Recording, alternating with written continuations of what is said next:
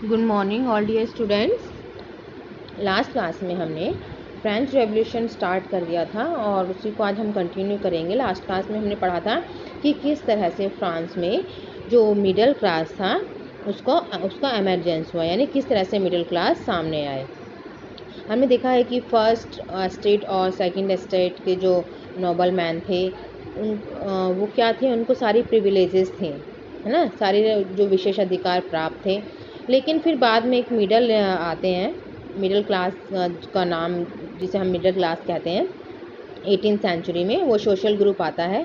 उस social group ने क्या किया कि उसने ये कहा कि जो समाज पर जो राइट्स है, मोनार्कियल राइट्स है, वो नहीं होना चाहिए, यानी किसी की भी जो पोजीशन है वो उसके मेरिट पर डिपेंड होने चाहिए, ना कि उसके बर्थ पर डिपेंड होने चाहिए। तो इस तरह से क्या कहा गया कि जो जॉन लॉक था उसने ये सारी जो मोनार्कियल पावर थी उसको रिफ्यूज़ करने के लिए सोची और रिफ्यूज़ करने के लिए कहा कि किसी भी एक व्यक्ति का राज्य पर नियंत्रण नहीं होना चाहिए। तो आगे हम देखते हैं। तो Rousseau carried the idea forward. Rousseau ने भी इस आइडिया को आगे बढ़ाया, proposing a form of government, और ऐसी गवर्नमेंट को फॉर्म करने के लिए प्रपोज किया, यानी ऐसा निर्णय लिया, based on A social contract between people and their representative. जो किस पर बेस होनी चाहिए? लोगों और उनके प्रतिनिधित्व के बीच उनका कॉन्ट्रैक्ट होना चाहिए, यानी जैसे कहते हैं प्रजा और सरकार का जो संबंध होता है वैसे ही होना चाहिए। In the spirit of the laws, Montesquieu proposed a division of power within the government between the legislative.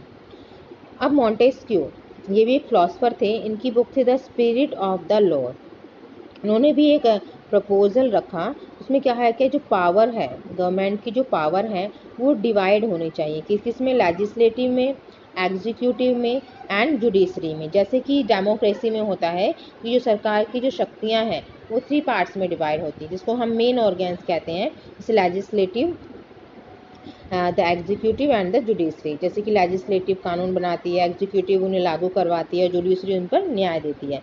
This model of government was put into force in the USA. तो ये जो मॉडल था वो कहाँ से आया था? ये यूएसए से आया था, यानी यूएसए में ये मॉडल अपनाया जा चुका था। कब? जब after the 13 colonies declare their independence from Britain. जब ब्रिटेन से उसकी 13 कॉलोनीज जब इंडिपेंडेंट हो गई थी, तो वहाँ पर इसी मॉडल को अपनाएगा। The American constitution and its guarantee of individual rights was an important example for political. अब अमेरिका में जो इस मॉडल को अपना लिया था, तो वहाँ की जो कॉन्स्टिट्यूशन ने इंडिविजुअल गारंटी दे दी थी उनके राइट्स को, और ये एक एग्जाम्पल था किसके लिए? पॉलिटिकल थिंकर्स के लिए, फ्रांस में। The ideas of these philosophers were discussed intensively in saloons and coffee houses and spread among people through books and newspaper. और इन फिलोसफर के जो आइडियाज़ थे वो कहाँ पर डिस्कस किए जाते थे? जैसे सलून्स होते थे, कॉफ़ी हाउसेस होते थे, है ना, या वहाँ पर जहाँ पर बहुत सारे लोग होते थे, जैसे थ्रू बुक्स के थ्रू या न्यूज़पेपर के through. These were frequently read aloud in group. और वहाँ पर इनको पढ़कर भी सुनाया जाता था उन लोगों को बेनिफिट देने के लिए जो कि इन पढ़ नहीं पाते थे। तो फिलोसफर्स के जितने भी आइडियाज़ थे वहाँ के लोगों तक पहुँचाए जाते थे। The news that Louis XVI planned impose further taxes to be able to meet the expenses of the state generated anger and protest against the system of privilege. अब न्यूज़ क्या फैल गई कि जो लुई 16 है उसने क्या प्रपोज किया है, क्या प्लान किया है कि टैक्स को बढ़ाने के लिए उसने एक प्लान बनाया है। तो इसको सुनकर to meet the expenses of the state generate anger, कि जब उन्होंने देखा कि जो लोगों के बीच जो गुस्सा है बहुत ज़्यादा बढ़ गया है इसको सुन के, तो उन्होंने क्या किया? Protest against the system of privilege. तो लोगों ने इस सिस्टम को का प्रोटेस्ट किया, इन सिस्टम का विरोध किया कि वो टैक्स बढ़ने देना नहीं चाहते थे। नेक्स्ट देखते हैं अब हम the outbreak of the revolution, की जो शुरुआत थी रेवोल्यूशन की, इस क्रांति की कैसे हुई। Louis XVI had to increase taxes for reason you have learnt in the previous section, कि लुई 16 ने टैक्सेस को इंक्रीज़ क्यों किया ये हम पहले ही पढ़ चुके हैं। क्यों उसने इंक्रीज़ किए थे टैक्सेस? क्योंकि जब वो राजा बना था तो उस समय जो ट्रेजरी थी वो बिल्कुल खाली थी, यानी उसके खजाने में कुछ भी नहीं था। तो इसलिए अपने खर्चों की पूर्ति करने के लिए, बाकी चीज़ों के रख रखाव के लिए, सेना के लिए उसे टैक्स इंक्रीज़ करने पड़े, क्योंकि उसका जितना भी राजा का जितना भी धन होता है वो टैक्सेस से ही आता है। How do you think he could have gone about doing this? तो आप क्या सोचते हो कि ये कैसे हुआ? In France of the old regime the monarch did not have the power to impose taxes according to his will alone. अब फ्रांस में जब ओल्ड रेजिमे के टाइम पे, ओल्ड रेजिमे आपको पता है 1789 से पहले का जो फ्रांस था, उस समय जो मोनार्क था उसके पास ये पावर नहीं थी कि वो अकेले इस टैक्स को इम्पोज करे, इस टैक्स को बढ़ा सके।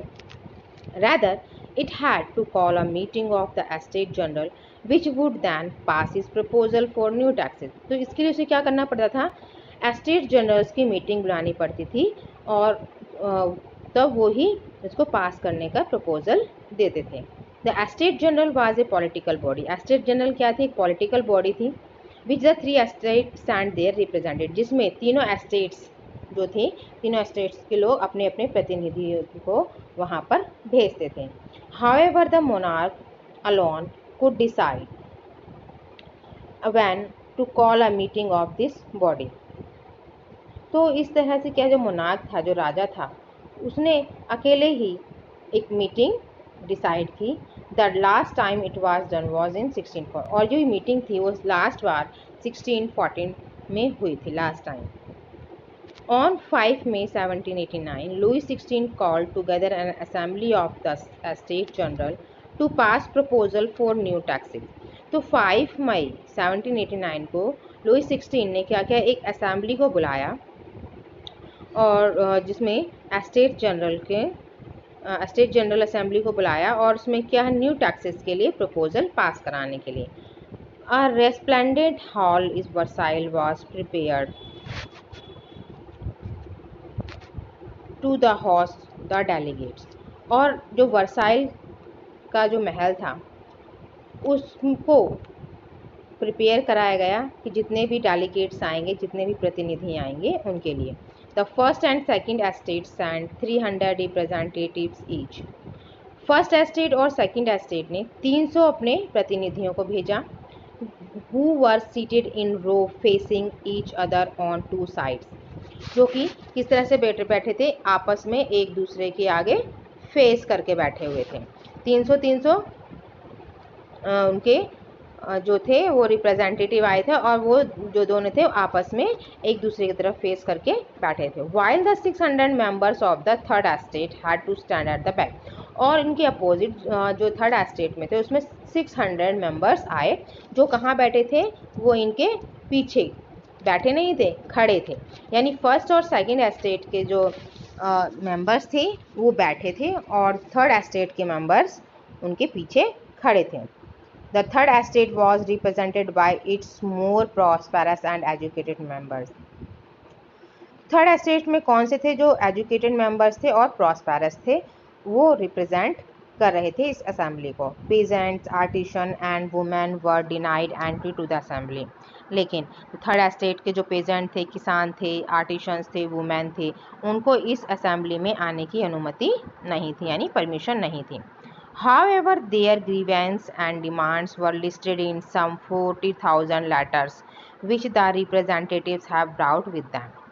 तो उन्हीं लोगों के जो ग्रीवेंस थे, यानी उनके जो दुख थे, उनकी जो डिमांड थे, उनकी ही लिस्ट बनाई 40,000 लेटर के साथ, और जिनके रिप्रेजेंटेटिव उनको साथ लेकर आए थे। Next, voting in the Estate General in the past had been conducted according to the principle that each estate had one vote. अब वोटिंग तो जो एस्टेट जनरल में वो उसमें क्या कंडक्ट किया गया था कि किस प्रिंसिपल के अकॉर्डिंग वोट देना था कि हर किसी को each estate had one vote, कि हर एस्टेट को एक वोट देना है. This time too Louis 16th was determined to continue the same practice. तो इस टाइम पे जो लुइस 16 था उसने डिटरमाइन कर लिया था कि ये जो पहले से जो प्रोसेस चला आ रहा है वो सेम ही चलेगा, यानी उसमें कोई भी चेंजेस नहीं होंगे. But members of third estate demand that voting now be conducted by the assembly as a whole where each member would have one vote. इसमें कहा था कि हर एस्टेट को एक वोट देना है, लेकिन वो क्या चाहते थे थर्ड एस्टेट के लोग कि जितने भी मेंबर्स हैं वो अपने अपने वोट दें. This was one of the democratic principle. तो ये क्या था कि डेमोक्रेटिक प्रिंसिपल था. जैसे कि डेमोक्रेसी में होता है कि हर व्यक्ति अपना एक वोट देता है, तो यही प्रिंसिपल थर्ड एस्टेट के लोग भी चाहते थे. Put forwarded by philosopher like Rousseau in his book the social contract. और इसी प्रिंसिपल को फिलोसोफर जो रूसो था उन्होंने अपनी बुक द सोशल कॉन्ट्रैक्ट में इसको फॉरवर्ड किया. When the king rejected this proposal, जब किंग ने इस प्रपोजल को रिजेक्ट कर दिया, member of the third estate walk out the assembly in protest.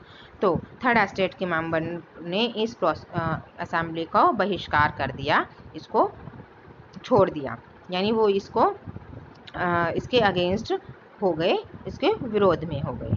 तो ओके स्टूडेंट्स, आज के लिए इतना ही, बाकी हम कल की क्लास में करेंगे. Good bye everyone.